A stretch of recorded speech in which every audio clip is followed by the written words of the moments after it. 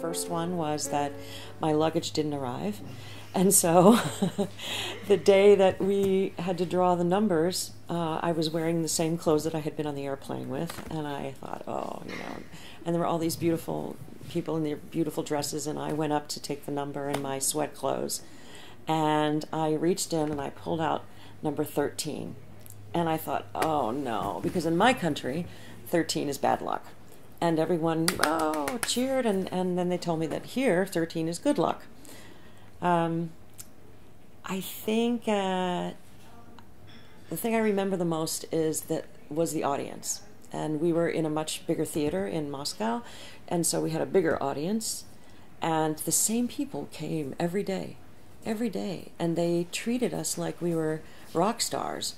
They wanted our autographs, and they brought flowers, and they were just so incredibly warm, and it was really special, and it's part of the reason that I wanted to come back and adjudicate, because it's a bit for me full circle, but also because I have such wonderful memories of the audience. And my folk song from my country was a Stephen Foster song called Beautiful Dreamer, and I sang it, and it went very well, and a couple of days later I was in curling my hair, getting ready to go back to the competition, and I had the channel on that was doing the televised broadcast, and all of a sudden I heard me singing Beautiful Dreamer. And I went and I looked, and they had taken my singing and had made a little music video, and it showed children playing in a park, and it showed a bride and groom, and it was very sweet, and I've never forgotten that. It was a very special memory. Well, first of all, when I was here, you weren't Russia. You were called something else. It's a completely different country. It's unrecognizable.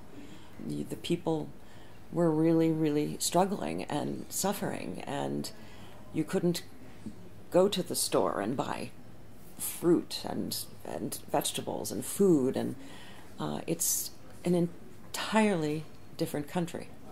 And I'm so happy for you.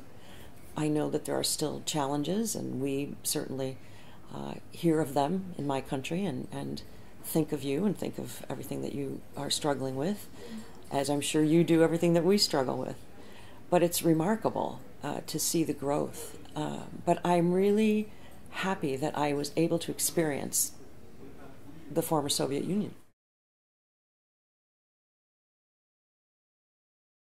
I will have to be honest and say that I believe that there were more countries represented when I was here 25 years ago, and I don't really. And some of the other judges have commented on that as well. That we're thinking, well, where are the Germans?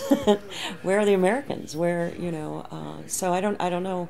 The requirements that are made of the singers are very high, and they should stay high.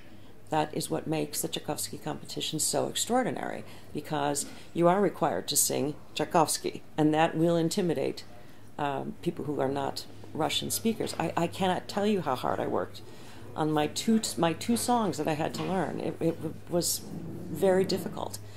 But I don't know, maybe that intimidates some young singers, but that's their problem.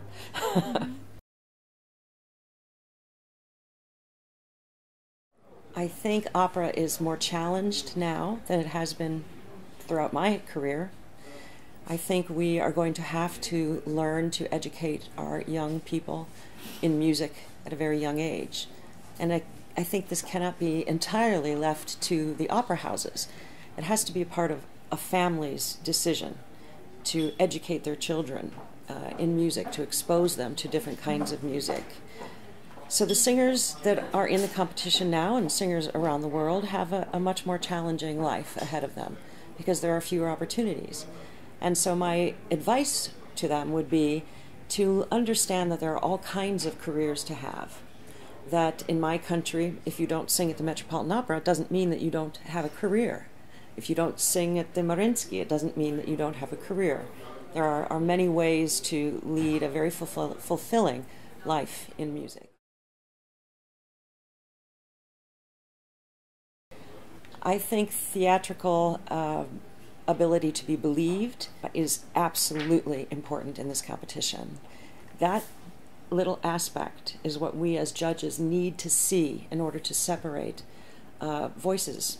We might have two voices that are equally beautiful, that are equally technically established, but the person that has that theatrical way to create character is the person who is going to go to the next step, or the person who has something really special that they don't learn in university or in a conservatory. That's something that I believe is God-given. That person that's what we're looking for.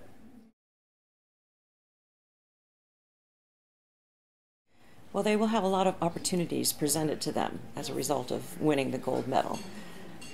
They'll receive international attention immediately. I think that my best advice would be to try to stay in the moment, try to enjoy their win, to enjoy their success, and to not think too far ahead, to do the best that they can in the job that they're doing right now and take the next best step. But try not to get worried about the future. Enjoy the moment. I think the thing that singers have to be most cautious about is not taking too many opinions. Find one teacher that you trust, find a coach that you trust, and learn to trust your own sensation, not what you hear, but what you feel in your body and in your throat when you sing. They will be given much advice. They have to learn to take the best advice and let the other go.